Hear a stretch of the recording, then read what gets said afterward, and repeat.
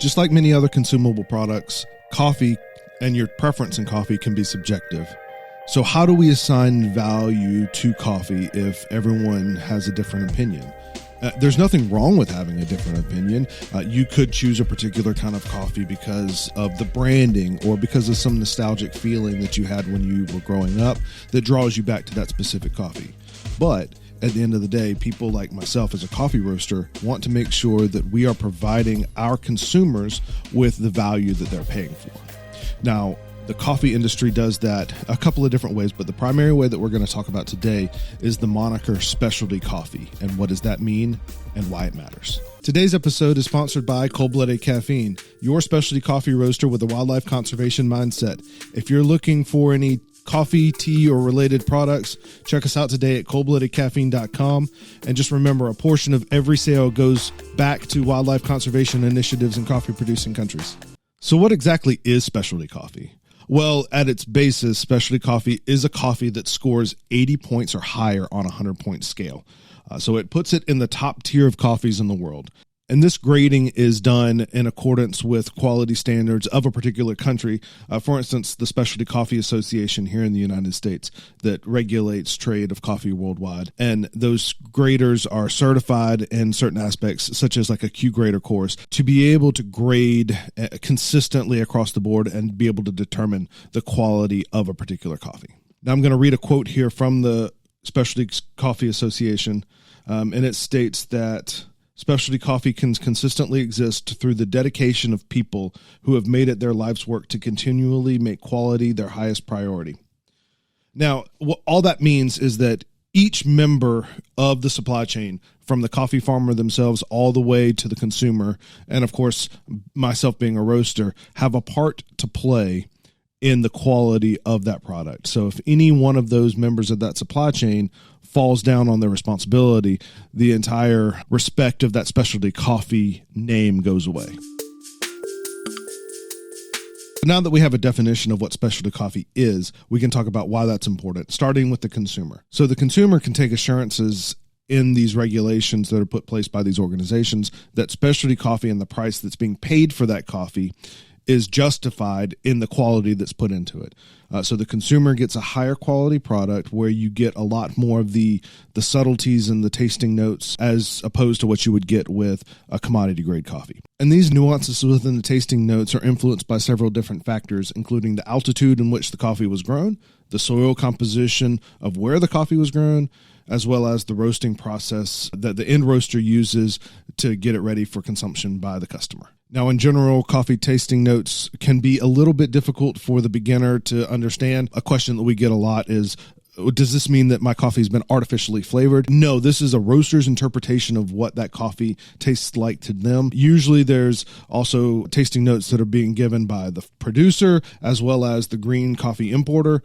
So there's definitely some influence there throughout the supply chain before it gets to the end roaster in order to determine what those tasting notes are. But in general, those tasting notes are going to give you an idea of whether the coffee is floral or fruity, chocolatey or nutty, or acidic or bitter. Now, the emphasis on quality within specialty coffee doesn't just stop with the taste. It extends much further into the realms of ethics and environmental protection in those coffee producing areas. Now, when you're supporting specialty coffee, you're often also supporting fair labor practices. What this means is that we're ensuring that a farmer earns a fair wage for the production of that coffee, and making sure that they're not being taken advantage of throughout that supply chain by people that have more leverage to pull more money or more power within that area. Another important thing to remember when you're supporting specialty coffee is that you're also supporting sustainable farming practices which have positive impacts on the environment. Practices such as shade-grown coffee, as well as organic composting of coffee that reduces the amount of chemical fertilizers, substantially decrease the environmental impacts that coffee can have, specialty coffee versus the commodity grade coffee. As renowned coffee expert Kim Elena Ionesco once quoted, specialty coffee is not just about exceptional taste, it's about creating a system that benefits everyone involved. Unlike a lot of commodity grade coffee, which relies on large scale machine driven farming practices to produce as much coffee as possible, that leads to deforestation and soil degradation, the specialty coffee industry emphasizes the environmental impacts and tries to reduce those as much as possible. Another key thing to recognize, and another really important thing for us as Cold-Blooded Caffeine, is something that was identified in Dr. Mark Pendergrass's book, Uncommon Grounds. It was the idea that the specialty coffee industry and its shade-grown practices and its emphasis on environmental impacts actually helps to increase the biodiversity of plants and animals within those regions, and often giving back to the preservation of those natural habitats. So for those of you that are looking to explore more about the world of specialty coffee, here are 3 things that you can take away and start doing immediately. So number 1 is exploring a lot of different types of coffee. I think a lot of people tend to fixate on one roaster or one type of coffee, whether it be a commodity grade coffee or specialty coffee. I would encourage you to expand those horizons, to look for different coffees, different roast methods, different processing methods. Try and explore as much as you can to really get a feel of the breadth of what specialty coffee can provide. I'm saying this selflessly as a roaster. Of course, I want everyone to buy my coffee, but my coffee is not the only coffee in the world. My interpretation of a coffee isn't the only type of coffee, the way that coffee can be roasted.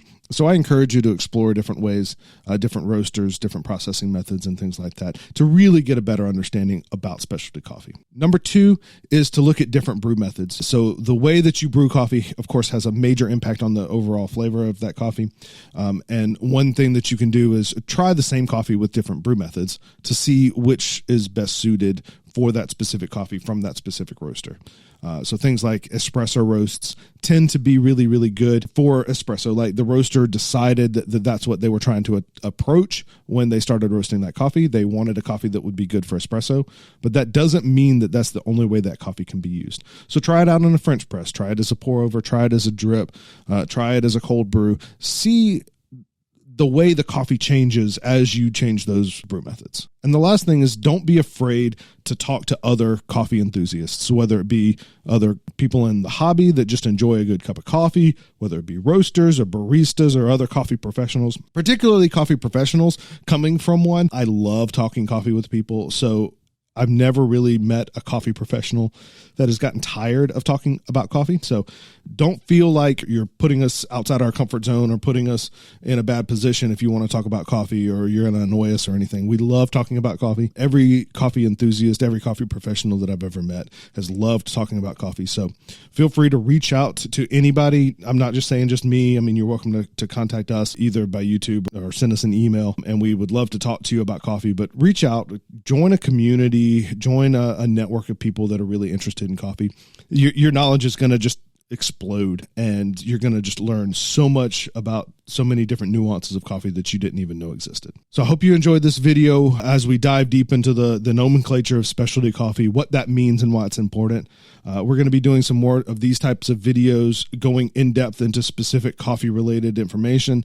This was just kind of a surface idea of what we're going to be getting into and start easing into these more one-on-one education style videos. If you did enjoy this video, please like, comment, and subscribe below, and we'll catch you again very soon.